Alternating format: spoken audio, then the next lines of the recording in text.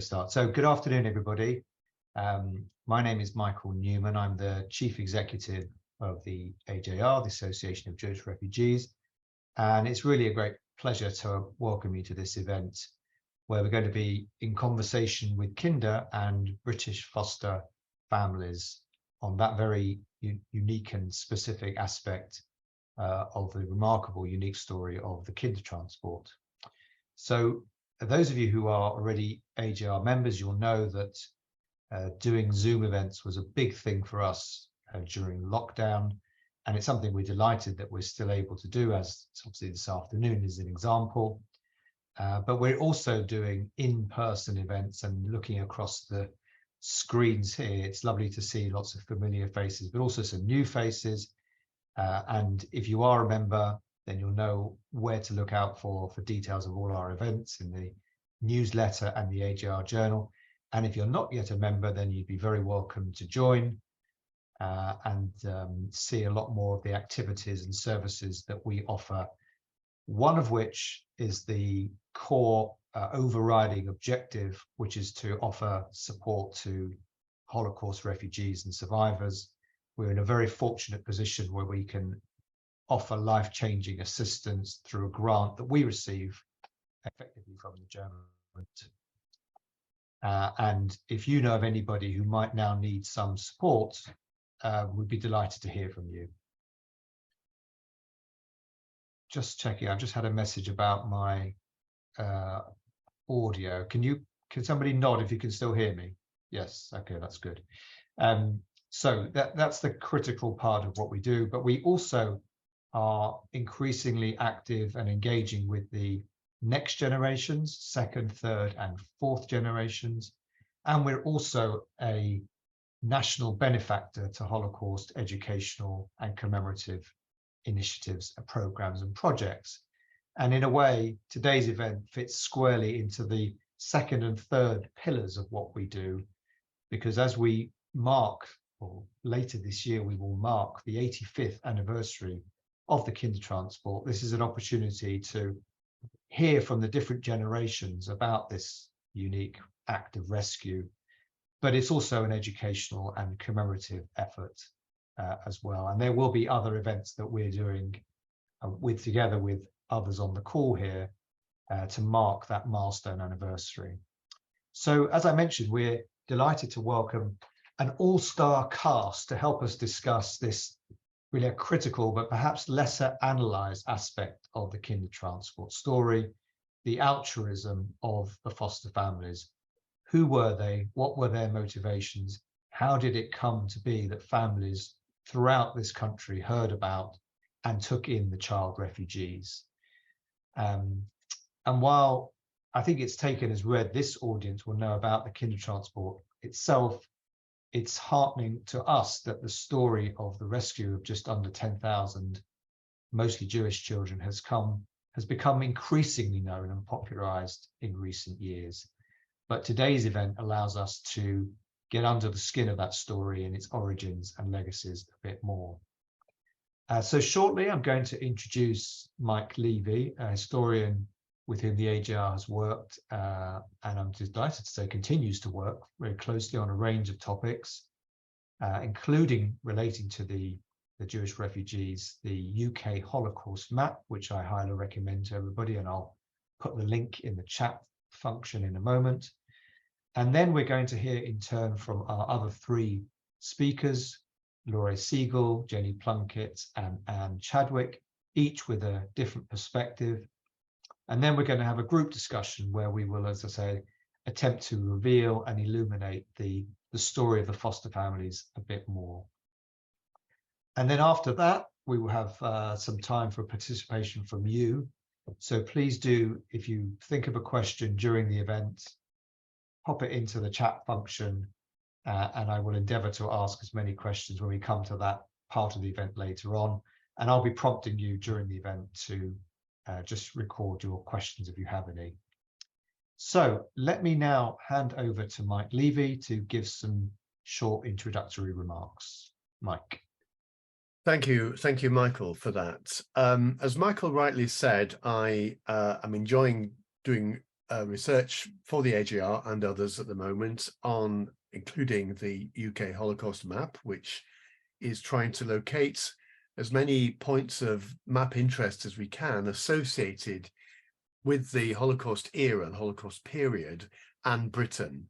And you might think, well, what can that link be? Because, of course, we weren't invaded, apart from the Channel Islands, by the Nazis. But the effect of the Holocaust did have an impact on this country, because between 1933 and the beginning of the war, some 70 or 80,000 Jewish refugees, mostly Jewish refugees from Nazi-occupied countries, found refuge in Britain. And of course, when they came to this country, that meant that there was a footprint for them here. They had to find places to live. They had to find places to work and places to be educated and places to be trained and so on. They had to live in hostels. They had to work on training farms. And that doesn't even include parts of Britain that were places where rescuers might have lived and so on. So although we began the operation thinking there might only be a short handful of locations, we're now up to, I think, about 600 locations and counting that have an impact from the Holocaust on the UK. Now, as Michael rightly said, one of the great acts of rescue of the whole Holocaust period was that of the Kindertransport, in which nearly 10,000 children arrived in the UK. Most of those children came without family members already here. Some did, very small minority, but the vast majority had no family here. And that meant that they had to have somewhere to live. And that somewhere to live would either be in hostels. A small minority lived in these hostels, which were specially created by people like Alan Sainsbury, for instance, of the Sainsbury family. But the vast majority, they went to live with foster families, with families, host families, that to these children were complete strangers. Very much like what's happening now with the Ukrainian families. Families that came forward to offer their home, offer their rooms, offer their love, if you like, in many cases, to these children who had been traumatized and had come over from being persecuted in Nazi-occupied Europe. And that's really what got me interested in this whole area. As some of you may know, I recently published a book called Get the Children Out, Unsung Heroes of the Kindertransport, which was about the rescue operation, who actually organized this mass rescue. And of course, it was Nicholas Winton, but also many, many other people as well. In fact, I think probably hundreds, if not thousands, of people were involved. But certainly part of the rescue scheme was the actual families that took in the children, because without those families, the children would have had nowhere to go, nowhere to offer them succor, nowhere to offer them some kind of sense of home. And in many cases, although it's difficult to enumerate exactly how many, these children, once they came to their foster families, had no other family to go to. Most of them had lost their own families or were to lose their families in the Holocaust. And in many cases, we'll hear from some examples we hear today, for instance, from Anne and Jenny, that it became a lifelong commitment. Now, the work I'm doing at the moment is for the US Holocaust Memorial Museum, which is based in Washington, DC. It's a vast organization, and they are collecting a whole series of archives, really across the whole of Europe, if not beyond, on what they called eyewitness accounts, people who eyewitnessed the impact, the effects of the Holocaust.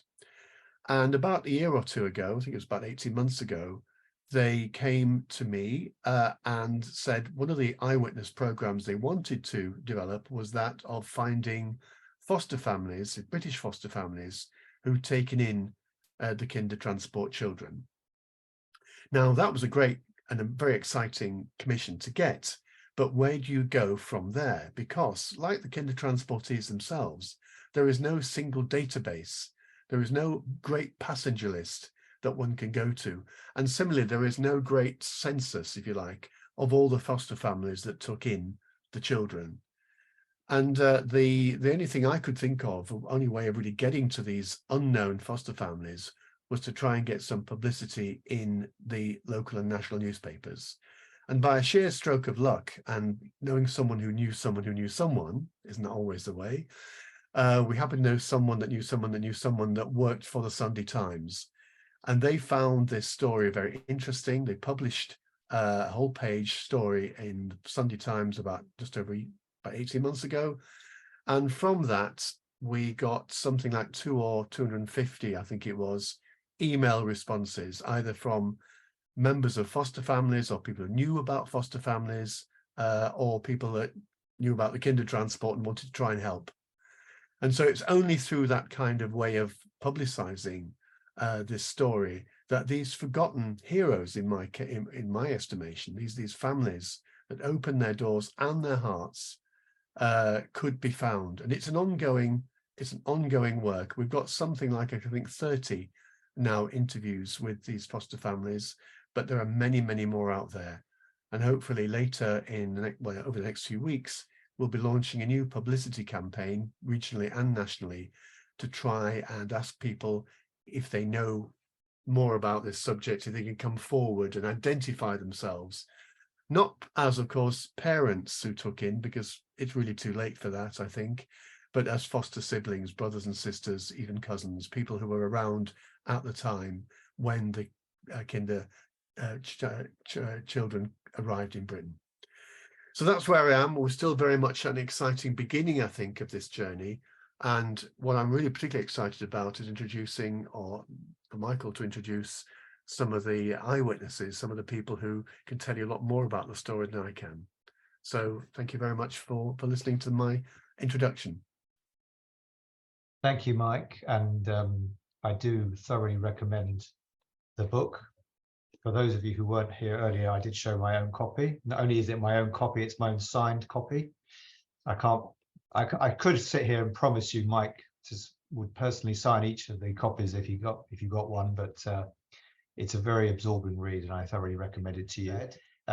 It's now really my great pleasure to introduce and welcome the first of our panelists, and it's a special pleasure and privilege to introduce Laura Segal, not only an acclaimed author, but also someone who fled on one of the first Kindertransports from Vienna in December 1938. Laura, over to you. I'm Laura Segal, and I'm going to try and put 7 years into 2 minutes. I called my book Other People's Houses because from my 10th to my 17th years, I lived with 5 different English foster families. I've made notes here because of my memory isn't what it used to be. These families lived in the north of England, in the south of England, and across the class system of England, which most of us know only from the novels that we read, the English novels that we read. My first family was the only Jewish family, the Cohens in Liverpool. I think Mr. Cohen was a manufacturer, I think furniture manufacturing. I lived with them for about 6 months. Then I moved to the south of England, to Kent, and stayed in Tunbridge for 3 years. Lived first with a union, the family of a union man, a railroad worker, then with a factory worker. The war came and he was moved to munitions and took me to stay with his father's families, his parents. The father was a milkman who had a panel truck and a pony. The last years of the war I spent in Surrey in a very handsome house with 2 elderly English ladies, Miss Ellis and Miss Wallace.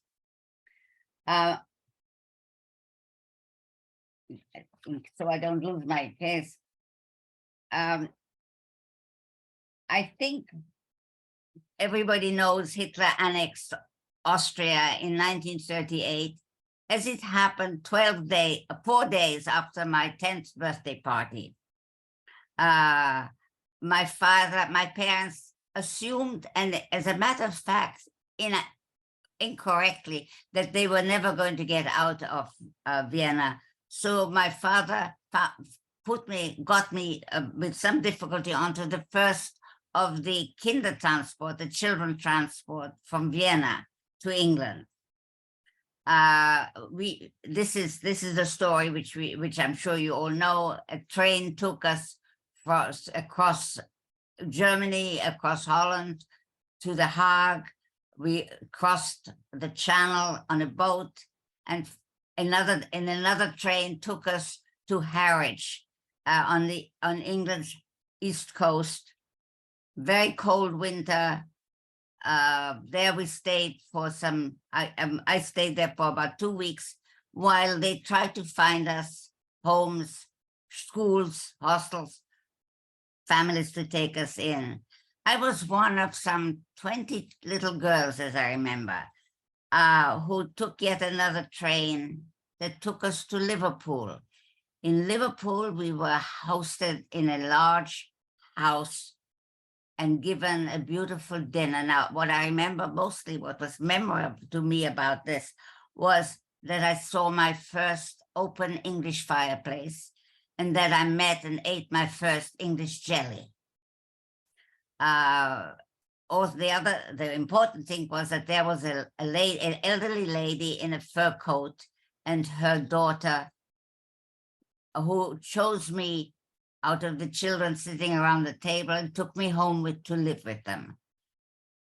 Here I wrote my first piece of conscious writing, which was the sort of forerunner to other people's houses. I wanted to let my English family know what it was like to be in Vienna under Hitler and what my parents were in danger of. And this little piece of 36-page writing was taken by, I mentioned the young daughter of who was among one of the two people who took me home with them. Her name was Ruth, and she became my very dear friend. She had this translated into English, and it's somewhere around this house, I believe. But the point I want to make is that Ruth became my best friend. She was only about 4 years older than I. If I was 10, she might have been 14, maybe 15. And it is possible, and I hope that her daughter may be among you listening to me. And that's my introduction. Thank you. Well, thank you very much. I know it's a very difficult ask to condense such an incredibly difficult period of history in such a short time, but I hope, don't go anywhere. I know you're not going anywhere, but we'll have a chance later on to get into this a bit more. So thank you. So now I'd like to introduce and like to turn to Jenny Plunkett, the daughter of Ursula Plunkett, who also came to Britain on Kindertransport. And Jenny's got a presentation, and in a way, part of what I framed earlier is that we're at this crossroads between the generations, the lived experience, the captured history. So as a second generation kin, perhaps you could share the presentation and your mother's account, please. Thank you. Yes, I will. Okay, just very briefly, I want to share the story of my mother, Ursula Plunkett, who was born as Ursula Cohn. She travelled from Großdeppenitz in Germany. She's now currently 98 years old and living independently in Australia. She married very happily and she had 2 children, myself and my brother, who has 2 daughters. Both adopted themselves, actually, but I'm very happy to hear the history of the family despite everything. Her parents, Jacobi and Bianca Cohen, married in 1915 and died in Auschwitz in 1942. She had a sister, Inga, who interestingly never really had a close relationship with, because Inga was sent to Palestine by her parents because she was 7 years older than my mother, and she was sent there quite early on because they felt that she was quite rebellious and that she might get herself into trouble. So my mother only actually met her twice or 3 times in 32 years. So actually she formed a closer relationship with her foster family than she did with her own blood relation. They were the only Jewish family in the village running a family business since 1880. It's now part of Poland. She arrived in the UK on the Kindertransport on the 6th of January 1939, aged 13 years and 9 months, and not speaking any English at all. She was welcomed into the family of Reverend Bernard and Christine Moen, who lived in Beckenham. You'll hear me refer to them as Granny and Grandpa because that's how they were. Obviously, we were brought up with them because we never knew our real grandparents. They had 2 children, Patricia, aged 7, and John, aged 4, both of whom are still alive. John lives in Canada, Patricia lives in London, and at 92 is about to emigrate to Brazil to live with her family. But as you can see from the picture there, my mother formed a very strong relationship with them, and both of them, both Patricia and my mother can recall very clearly their first meeting with my mother being brought up into their bedroom when she arrived back from Dovercourt with Granny and Grandpa and introduced to them. The only way that my grandparents could, or Granny and Grandpa could have Mum was, because obviously a Church of England stipend was very, very small in those days, was my Granny heard that Sydenham High School wanted to take in a Jewish girl. They had a couple of Jewish teachers, and they got together, and in the end it was arranged that the school would provide all the uniform and school fees and so forth, and Granny and Grandpa took Mum into their home and welcomed her as part of the family, and they certainly did. She always was part of the family. They actually went down to Dovercourt to choose my mother, and my grandmother has written an account of what happened, and she said that a lot of the younger children were chosen first, and that she wanted an older child. And actually, she was only 17 years older than my mother when she took her in.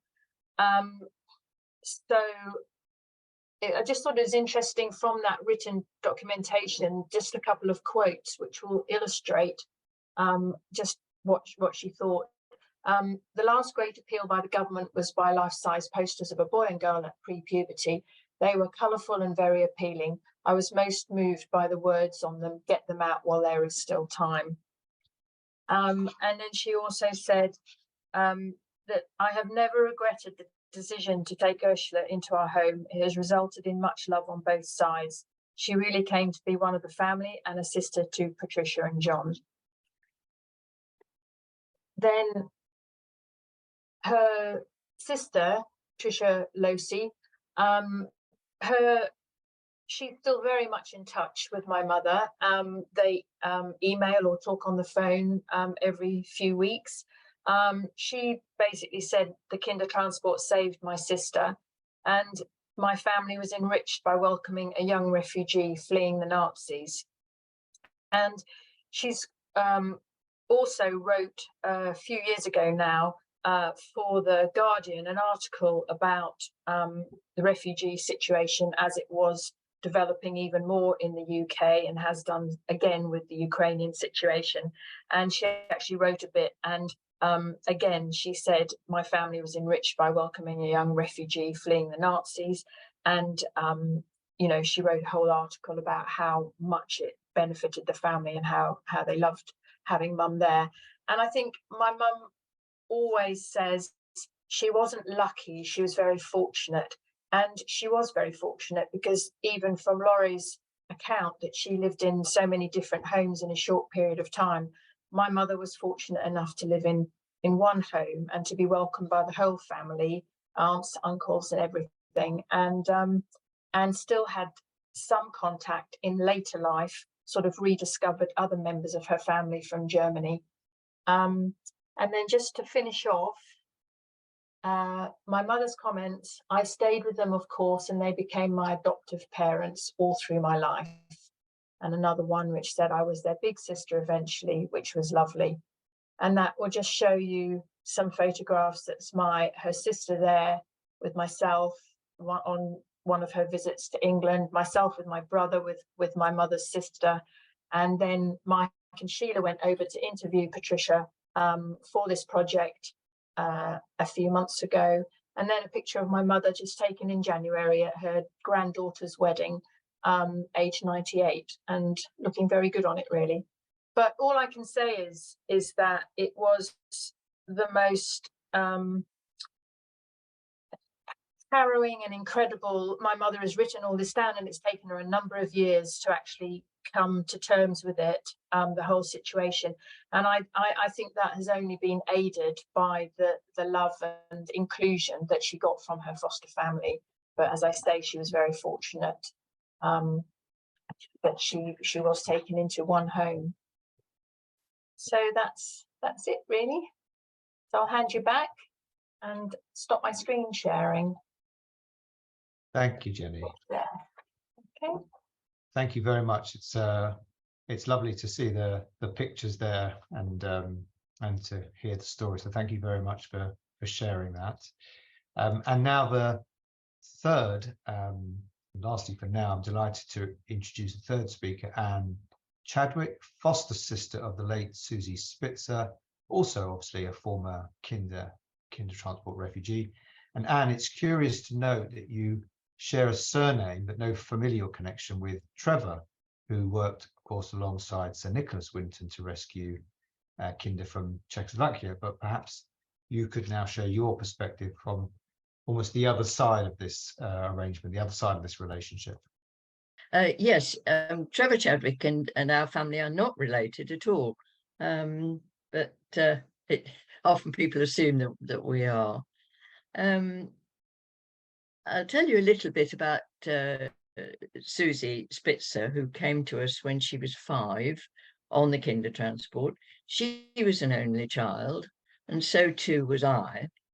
And so I've never really known life without her.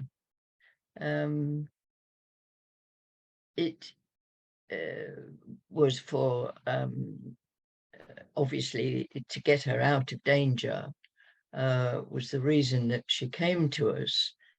Her father was a wealthy lawyer in Vienna, and they had, I think, been evicted from their house in Vienna. And so when she finally came on the Kindertransport, she came from Prague. And she came to us on the 1st of July, 1939. Can I just check that it's working properly, Michael? I can see you, but not me. Does that matter? Yeah, I'm sorry you have to look at me. That's just because I was the last speaker. Sure, but I'm we can all delighted hear to you. look at you. That's perfectly right, Michael. It's just that the other two were front of screen, and I didn't want to say all this and find it had gone off into thin air. Susie and I just very quickly became sisters. We were living in Cambridge. My father was a teacher, but both my parents were teachers, but my mother was looking after me. And they just responded, I think, to the Baldwin request that said, have you got room for a child? And knowing my mother as I do, I'm sure she would have confronted my father when he came home from school saying, you know, we can do this, can't we? And she'd probably already sent the reply off saying, yes, they would take a child. And of course, they had no idea whether they were taking her for a few months or for life, as was the case. And I was interested that Jenny was just saying that Ursula was with the same family the whole time. And to a large extent, so was Susie. She moved around, obviously, with us during the war. Dad was called up and we got moved about to different places while he was doing RAF training. But we were always together. And then we returned to our house in Cambridge and settled down very much as a family, and greeted at the end of the war the arrival of my younger sister, Rosemary. who of course never knew life without Sue. But then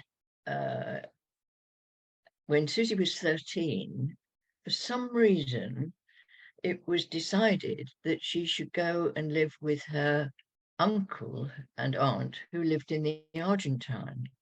And Sue didn't want to go. We didn't want her to go. But it was just a requirement that because she was Jewish and because we were a Christian family, she should be living A, with a blood relative, and B, with a blood relative who was Jewish.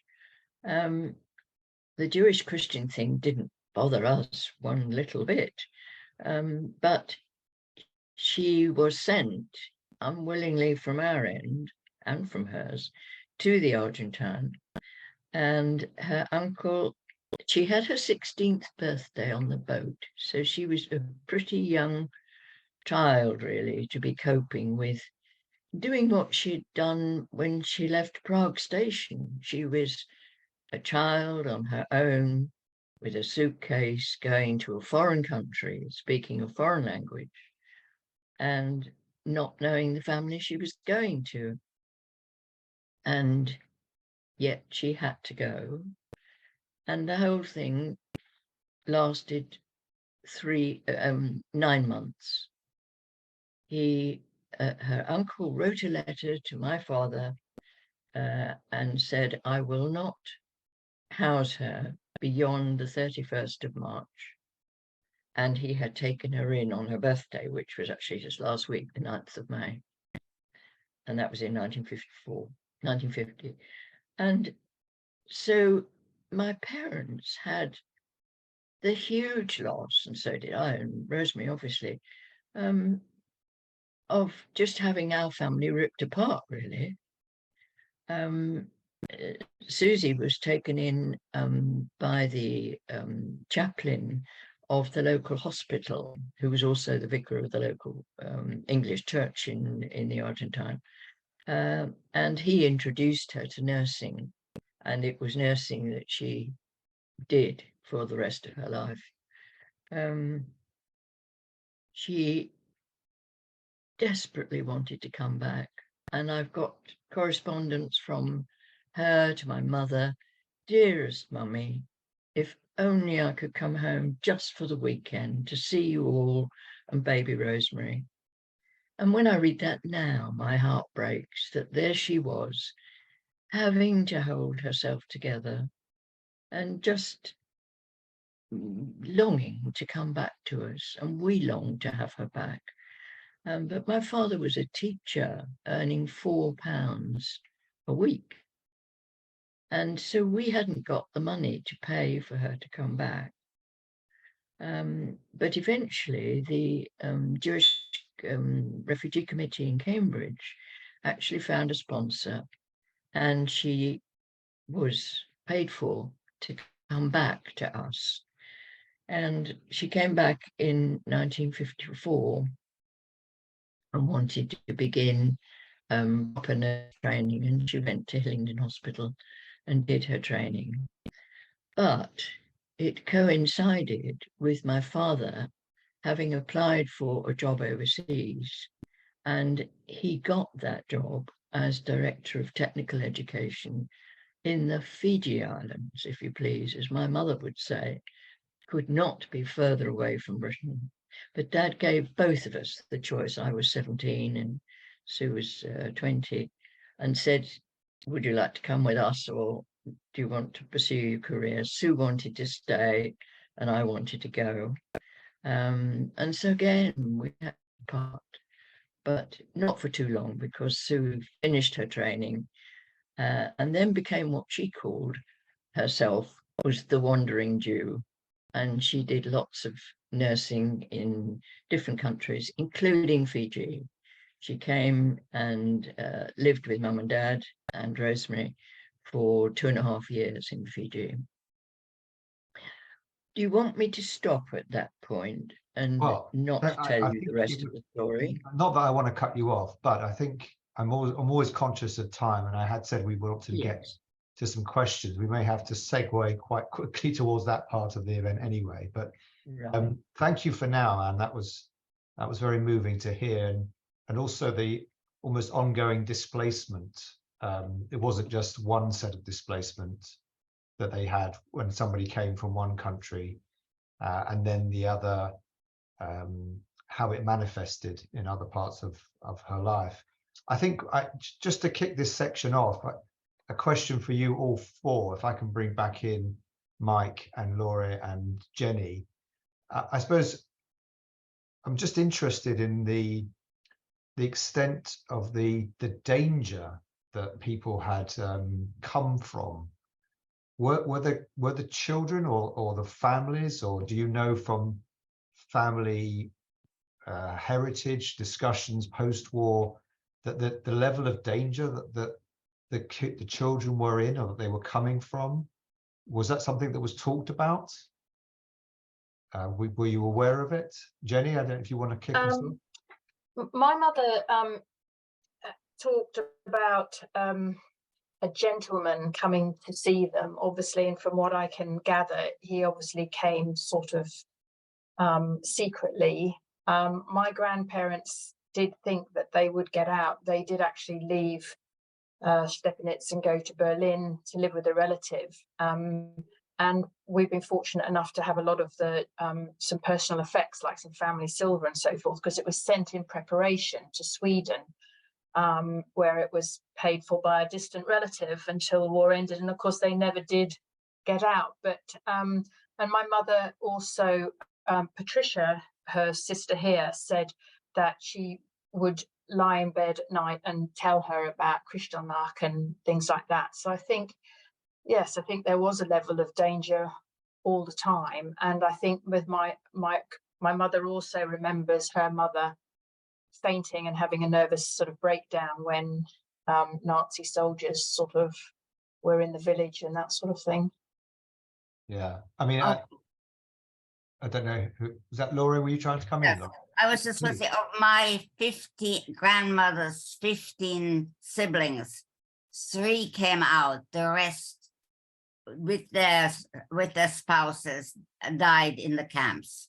The next generation, my parents' generation, many of them came out with their children. It was that older generation, I think, that was lost.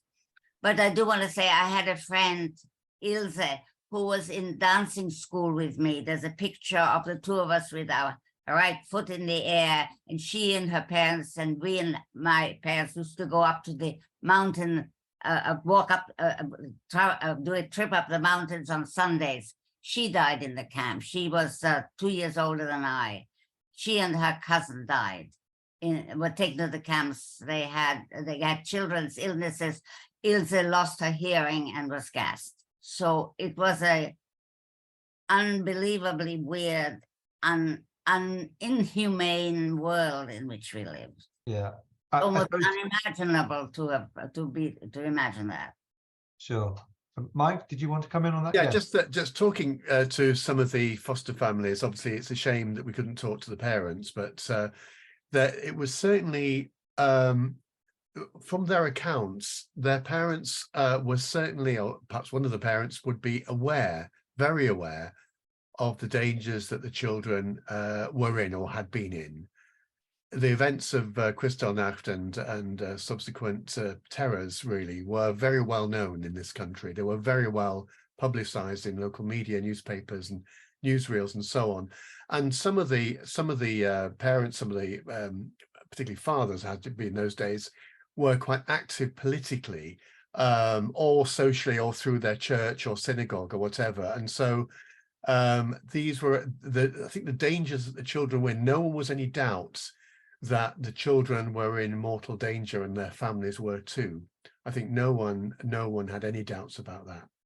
Mike, am I right in thinking that the real horrors of these things were actually not known until later? At the time when the Kindertransport between 1938 and the beginning of the war, I don't think even English Jews were fully aware of what you have just spoken about. That became clear later. Yeah, I think that's because at that point the camps weren't there. They weren't. Well, yeah, exactly. Yes, This right. happened after. I suppose I'm just thinking that it portrays and puts into perspective a bit more the heroism, the altruism of the families for taking in the kind in the first place.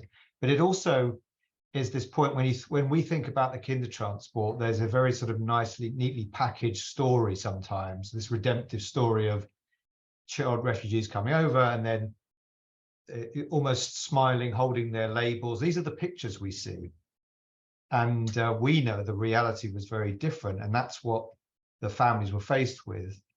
And it's how the story of the Kindertransport is captured in the mind of the public, general public. Right.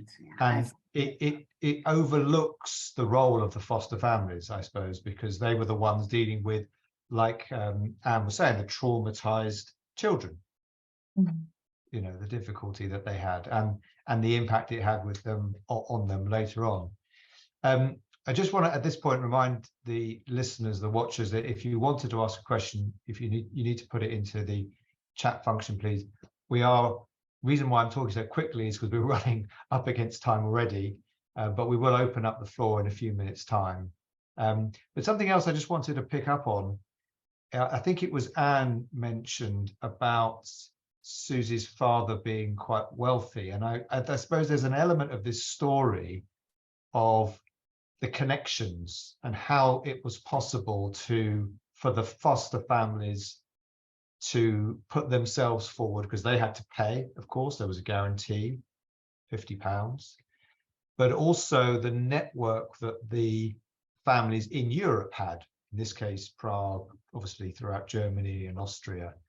And anecdotally, if you look at Austria, that it was the wealthier ones who were able to come out because they had the means and the connections and so on. And maybe Mike, you're best placed to start off this point about how did it happen? How did it come about that a few weeks after Kristallnacht, the first train arrived? And how did these things happen?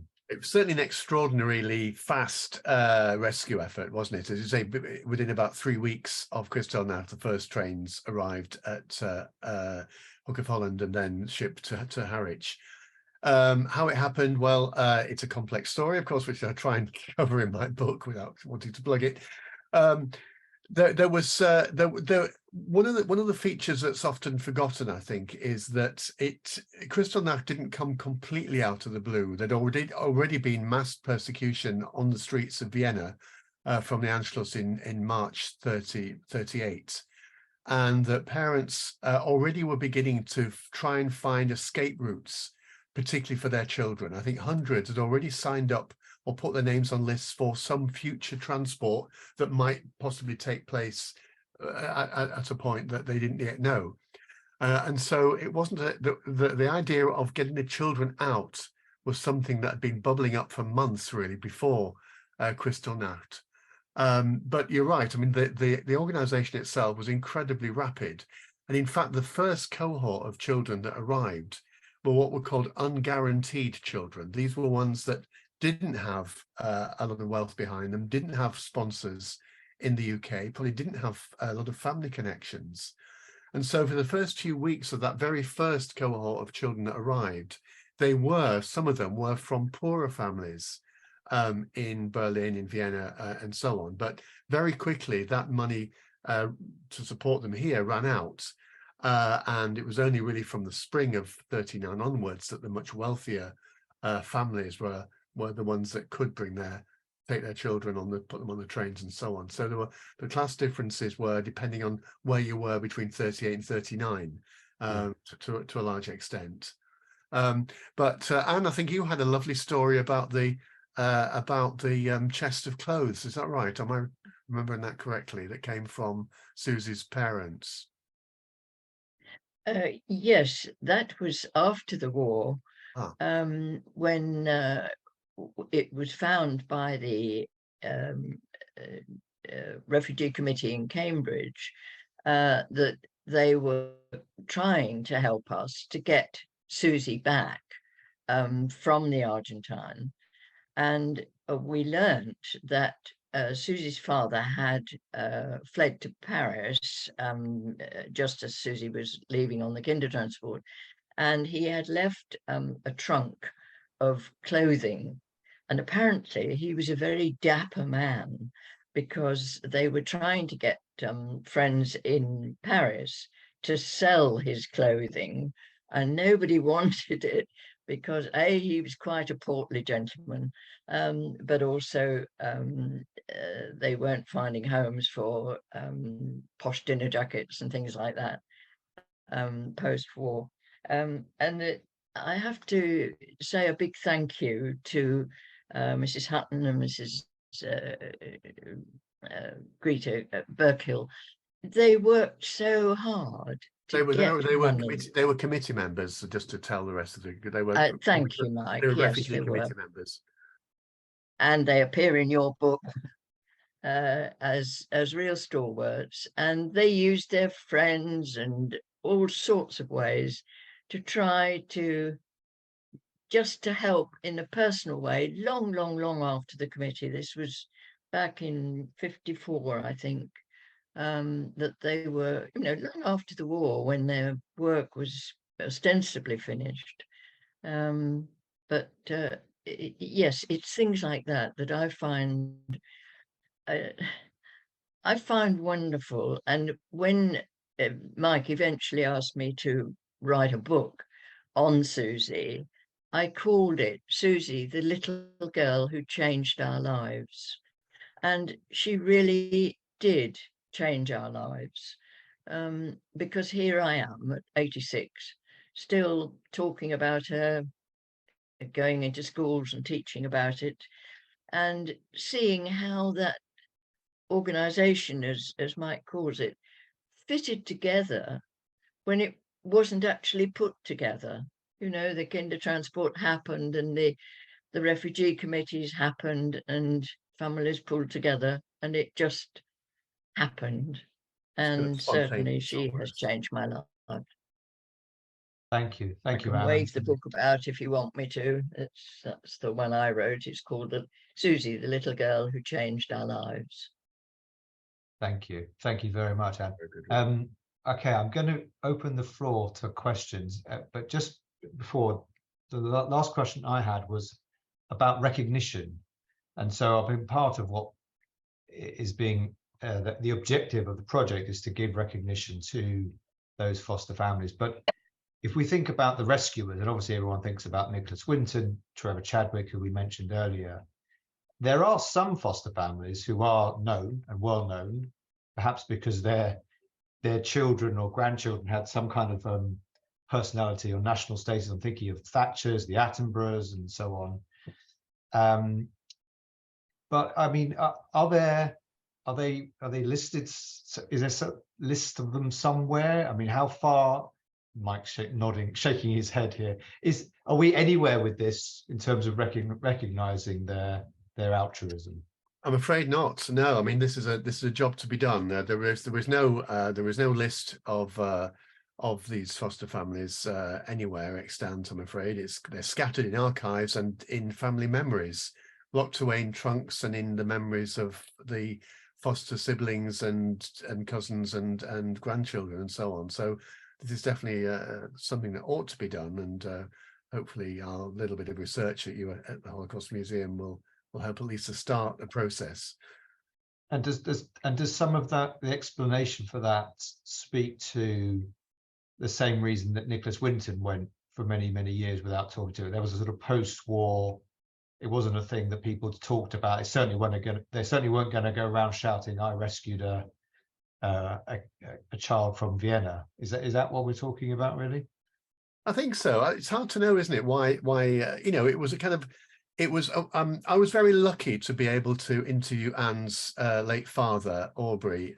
He was a young man of 94 when I first met him. I think he lived on to 102, didn't he, Anne, or something like that? And I asked him that question. Why did you do what you did? And he just dismissed it in a very English way. He said, well, it was just the right thing to do. Don't make a fuss about it. Didn't want any rewards. Didn't want any awards or recognition to him, and I'm sure it's the same with the Mohans. I'm sure it was the same with the families that took in Laurie's, Laurie and those different families. For them, it was the right thing to do. It was done. Move on. I don't think they expected any kind of recognition or, badges or medals and so on. Do you think I'm right on that, Jenny or Laurie? Yes, I think I just want to say that I did stay in touch with at least 3 of my foster families until they died. With the Cohens in Liverpool, with the Gillam's daughter who moved to Wales, until suddenly we exchanged letters, and then the letters stopped coming. You assume that they are no longer in this world. But are you saying, Mike, though, that to have no record of the foster families? I mean, surely when my grandparents went to Dovercourt to choose my mother, they weren't just allowed to take her off and never be seen again, because my mother remembers distinctly a Jewish rabbi visiting her and wanting her to go and live with a Jewish family, and she was appalled because she'd been there a few weeks, and she said no, and Granny and Grandpa had to promise that they wouldn't influence her in any way religiously, which they didn't. My mother did convert to Christianity, to Church of England, but that was her own choice. And yeah, I don't really ask her about it, but I can't believe that there are no official records that can be drawn on. Very not. Well, none that I've found. As far as I can see, the Dovercourt records, where the first count, where the certainly about 1,500 or more children spent their first days and weeks, none of that has survived. I've looked high and low for Dovercourt records, maybe hiding away somewhere, and one day maybe find it in a treasure trove, but I think they've been destroyed. Mike, I wonder if you have ever found any of the church committees, for instance, in Tunbridge and both in Guildford, who administered the children's lives. I think they were pretty impressive. Sure, absolutely, yes. No, I mean, some of the local would have some of that information, if you could. Yes, some of those local committee records do survive. Local refugee committees, very few of them. The Cambridge one, where I live, is extant. I mean, the local chairperson there refused to have them destroyed. The order in 46 was from London: destroy your records, which is why most of them were. But in some cases, either by deliberate error or whatever, a few have survived, and they're scattered. They're not in any one place. Yes. They're in church archives, they're in local libraries, and so on. But so I'm afraid there is no national record that one can turn to find this information. And just to add, I mean, if I think about the records at the Jewish Refugees Committee, there is information about the children, and there may be there the name of the person to whom they went to, but that means going one by one through the files, and there are thousands literally to match the name of the person with the. That's right. I just want to.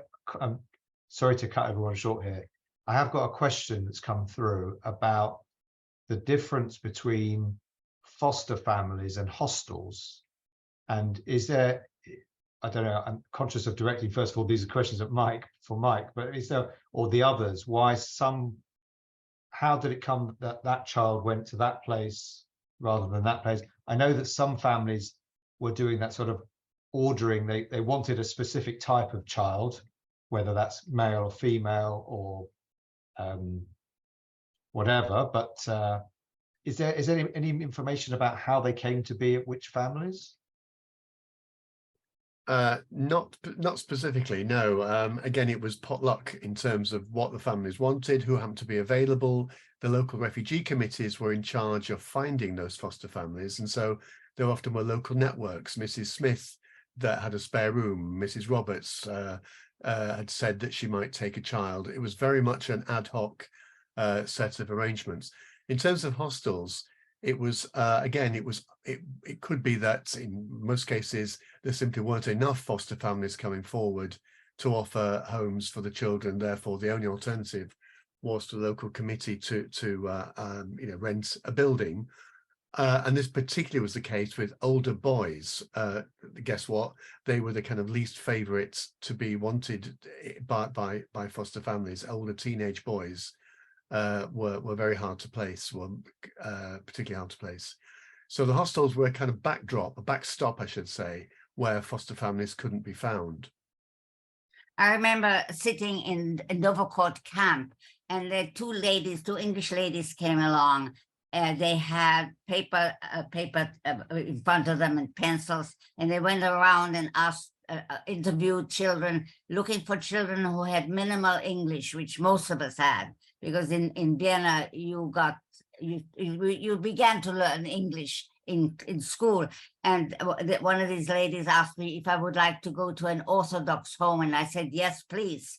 And they put my name down, and I indeed became one of the children who was taken to Liverpool. But when the ladies had gone, I completed the letter I was writing to my father saying, by the way, what does Orthodox mean? But nevertheless, that's how I got to the Cohens, because these women went around looking for children to add to their list that they had particularly made. Yeah. And I just chip in there for a moment as you Please. talk about letters and language. I've still got a letter from Susie's father to her saying that he was delighted that she was learning English. My mother actually went to school with her for a whole term to help her with English. And his letter says, I'm delighted that you're learning English, but please don't forget your German, because otherwise we won't be able to talk when we meet up again. And that, to me, just as I say it to you now, brings tears to my eyes, because of course they never met. He died in Auschwitz in 1944, but we corresponded for quite a time. But it was that letter that just said, when we meet again, you need to keep both languages going. But of course, she soon lost her German. I believe I was one of the unbelievably lucky 10% of the children who saw my parents again. 90% did not. I don't know, is that the correct statistic? I thought we did a survey about 15 years ago, and actually the respondents showed it was a slightly higher rate who did see at least one parent again, but that was about 1,500 respondents. So it's difficult to say whether you can extrapolate that to the 10,000 because they were the ones who responded, but I don't know. Certainly. Very many did not. Very many did not. Yeah.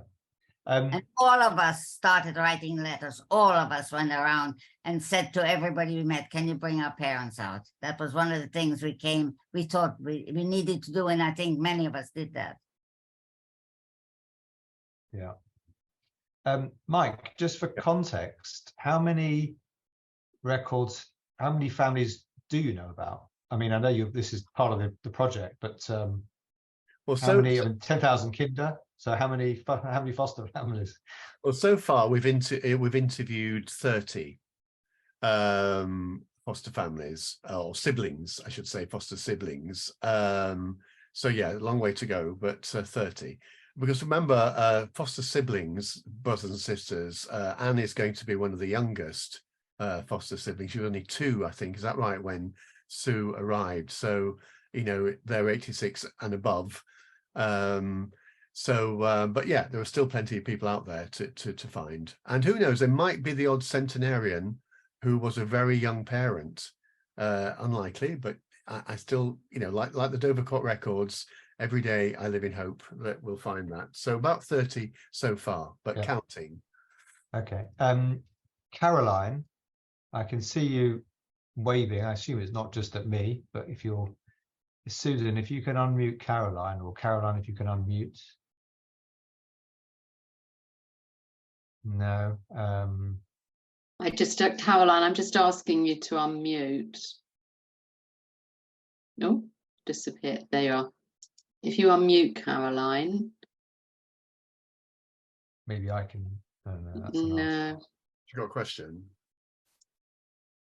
While you're doing that, Caroline, do you want to, even if you keep trying, we'll put it in the chat function. But for Anne, Jenny, and Laura, are you aware of other foster families?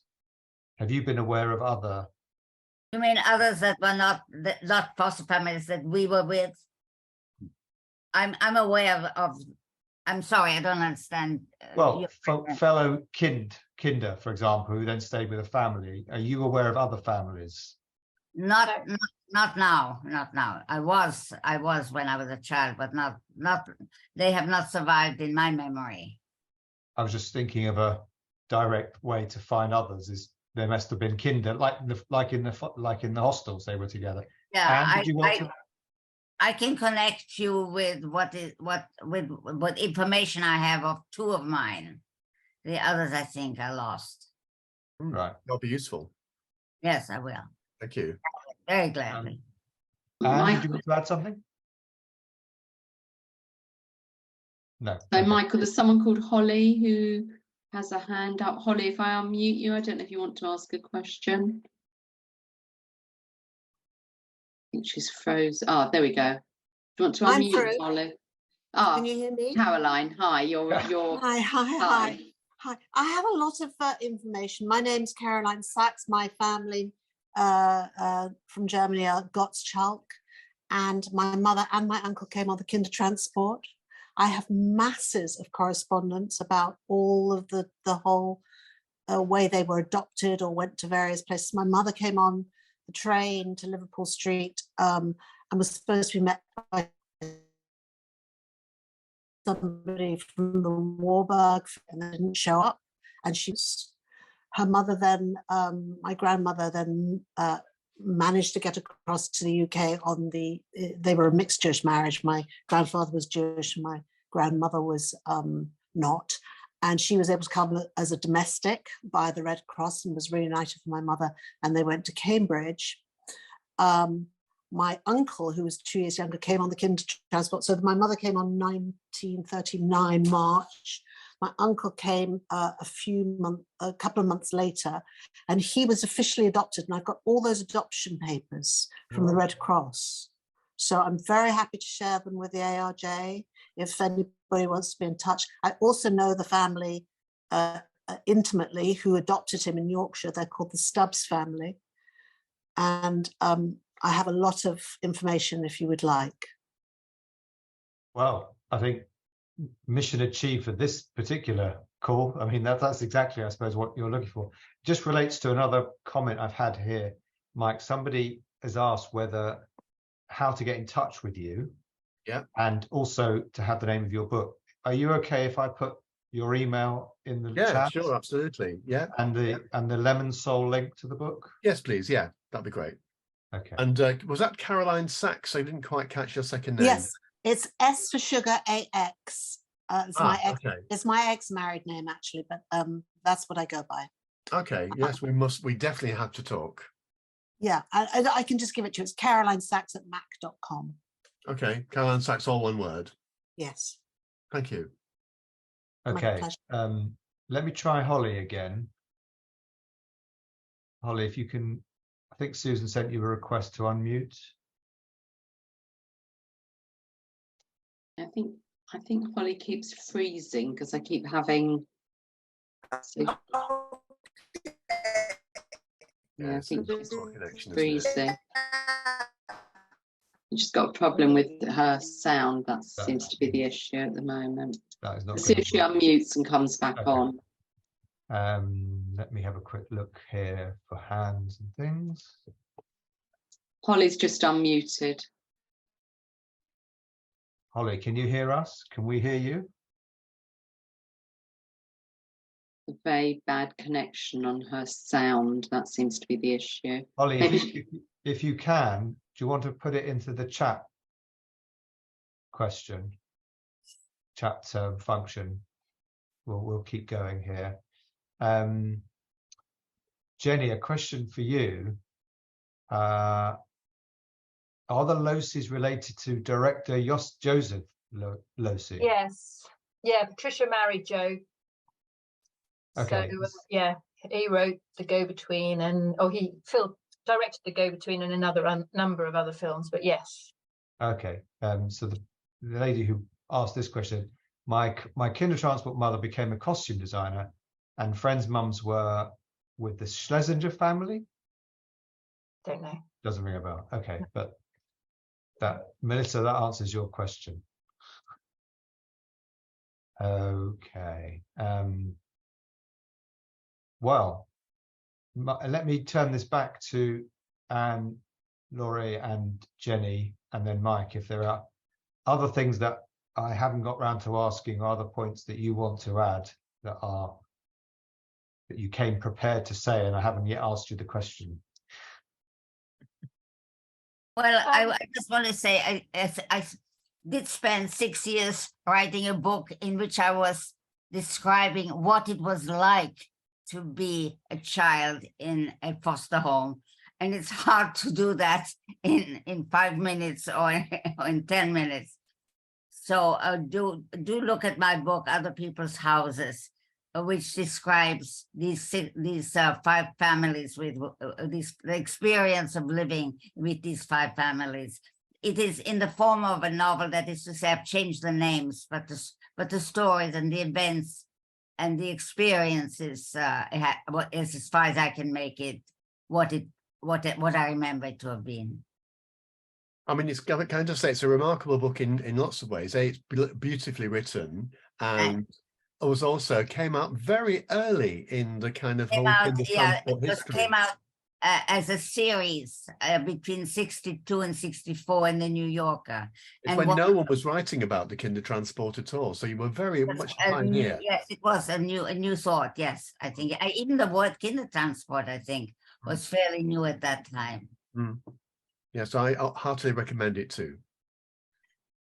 It's just because as a writer, what I want to do is this is what it was like. Yeah. Yeah, this is what it felt like. This is what happened. Thank you. Jenny? I just wanted to say really that although, you know, my mother had a fantastic foster family, and I'm sure they had their issues like any sort of teenagers growing up and that sort of thing. But obviously they were very aware of her background. And she was very happy with them. And in her statement, she said that, you know, they were her family, and all through her life, she never forgot her family. She never forgot her parents. And I think it's impacted on her life throughout. But she is the most amazing, strong woman. And it wasn't actually until a few years ago, or a long time ago now, when I met my partner, and he was adopted, and he could not understand why I didn't know anything hardly about my background. And so I started asking my mother questions, and from that we got this written document with photographs. And you know, she's never hidden it, but she's never wanted to discuss it openly, particularly. And she's never ever forgotten her parents, and they'll always be her parents. And you know, it did impact. She came over at 13, no English, you know, and I think it's just impacted her life throughout, really. But she's just managed to keep it all together. And I think, like a lot of the Kindertransport children, it's just phenomenal how they managed to do that, really. Yeah. What was amazing was talking to Patricia, her sister, essentially, in Paris, a younger sister. You know, the child of the Mohan family, grew up with Ursula, and we were a little bit. There was a little bit of a mix-up about what time we were going to meet, and Ursula got her timing a little bit mixed. Sorry, Patricia got her timing a little bit mixed up. And the very first thing I think she said was, "I'm really sorry I'm late. Ursula would never have done this. My sister would never have kept you waiting. My sister is so much more organized than I am." And you know, there was the big sister. Ursula's still the big sister of Patricia, and so close, very clearly, you know, as close as any blood relatives would be. Yeah, definitely. She also became a nurse, actually. Patricia. No, Mum. Oh, your mum. Yes, yes, Yeah, yes. she also Yeah, did sorry. Panellists. That's I right. want to try, just purely for perseverance, I want to try and bring in Holly, because I think she's managed to reconnect. Holly, if you can, I think you must have come in on a different link somehow, but that's fine. Do you want to try unmuting? No, you're muted still.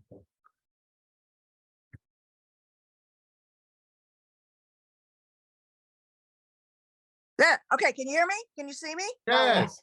Yay! Okay, now I want to tell you, I'm from Kenosha, Wisconsin. I'm originally from Chicago, Illinois. Laurie Segal, I am thinking of your mama, France Grossman, because in 2007, Tower Records was a U.S. record store chain that went out of business, and you better believe I was going to all the record stores, seeing what I could find. What is it? You have to- DVD, this DVD. I Oh, was for 53 years goodness sake. old, and I was 53 years old in 2007, and I did not know about the Kindertransport. My grandparents, great-grandparents came from Russia in 1907 to the United States. By 2014, I'm at Half Price Books, again, a U.S. book chain that has gone out of business. I found this book. By this time, I know what the In the Arms of Strangers is. This is my book. And the book said to me, get me out of here. And I knew what Into the Arms of Strangers is. So I took the book home, and the book and the DVD have a loving home with me.